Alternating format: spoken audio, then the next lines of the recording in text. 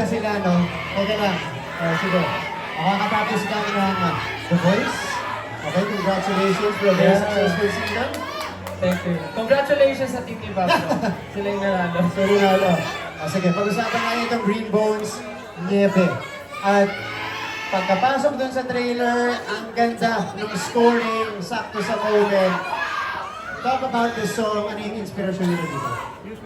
We're very happy po na napasama yung kantang Niebe para sa movie na to. We're very happy na finally magkakaroon ng highlight si Niebe and makikilala siya na mas marami pa. Pero nung napanood po namin yung trailer, super touching siya, nakakakilabot kasi parang yung iba naman yung meaning ng song pero nung dinikit siya dun sa video, dun sa story, match pa rin siya. Ang galing, parang wala talaga siya sa ano eh, sa story, nasa mensahe talaga siya nung mismong kanta, yun yung gusto ipahiwatig ng mismong kwento. Ikaw ano na film mo nun nung napanood yung trailer? Pablo. Sobrang curious ako sa kasi yung trailer, very effective siya. Actually, nakakatakot ko. Nakapaisip ako kung masama ba talaga si Kuya Dennis or Oo. So, ayun po, nakakatuwa rin talaga na nadinig ko na yung scoring, yung music na song niya. Ibang very effective.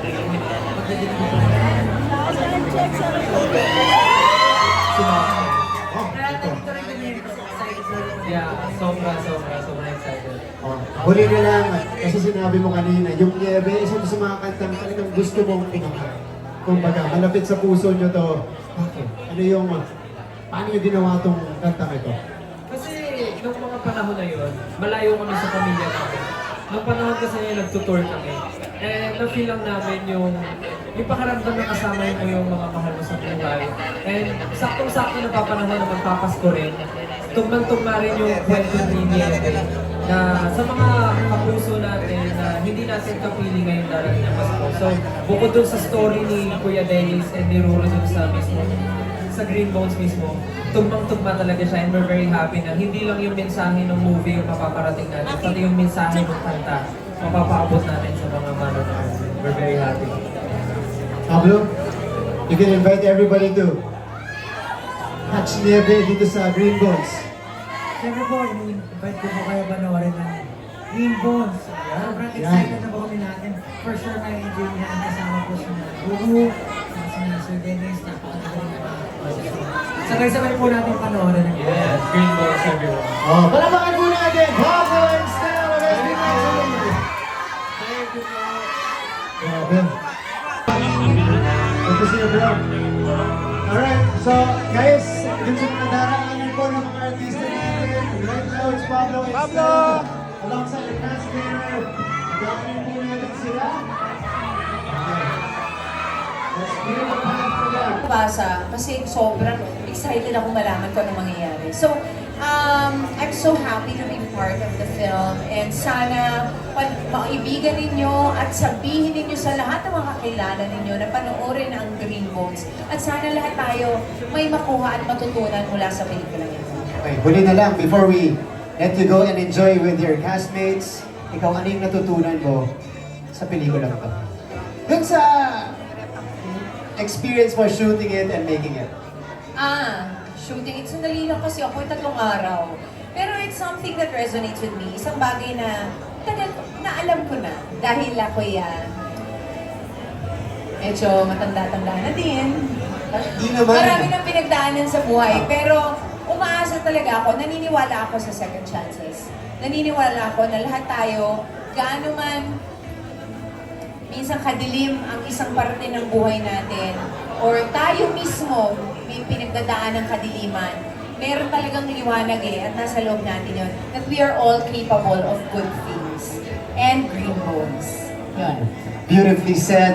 Thank you. Palakpakan po natin Miss Isa Calzado at abangan natin siya mamaya sa pelikula. Miss Isa, thank Thank you. you so much.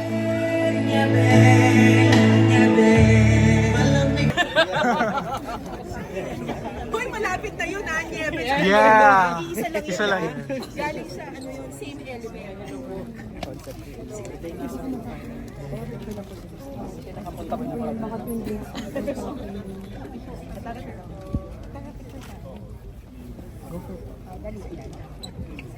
Ano ba? Sama na.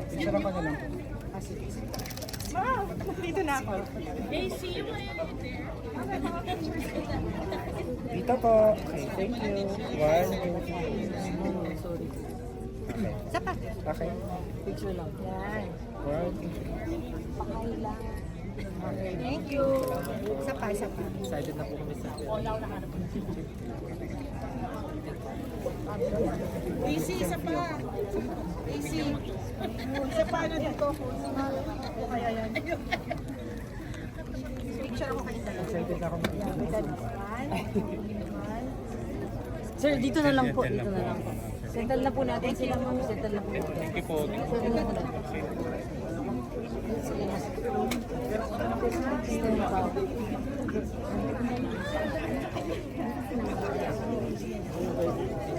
Thank you po. Oo nga. Yan na po. Still message nyo sa mga 18 fans. Merry Christmas po. Malapit na yung Pasko. Sana panoorin niyo po ang Green Bones this Christmas for the entry of MMFF. And enjoy niyo po yung Christmas with family and friends. Simula't wakas next year. Yes. Yeah. More projects.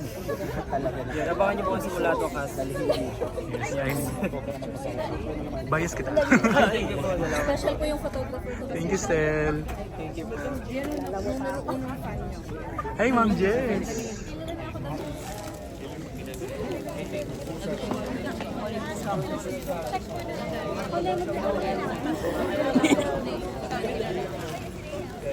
Pinuntahin.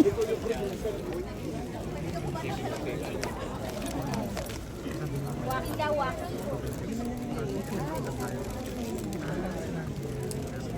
Doon na lang ako sa ano, bulok. Ako sa likod. Kami nila kilos. Ay, baka ito po. Hello po. Hello po. Okay lang po na pagkat ko. Oo nga, may intermission na mamaya. May medley yan ng ano. Ay, hello po. Thank you po. Kayo yung ano, sa pulang araw ba? Bigger, kayo yung. Siya yung Iyang Tasyo, ako yung tapos siya yung sinimalaya kasi actor. Hindi masyado niya akong idol. Masyado niya sinusundan yung Iyang Tasyo. Ano na?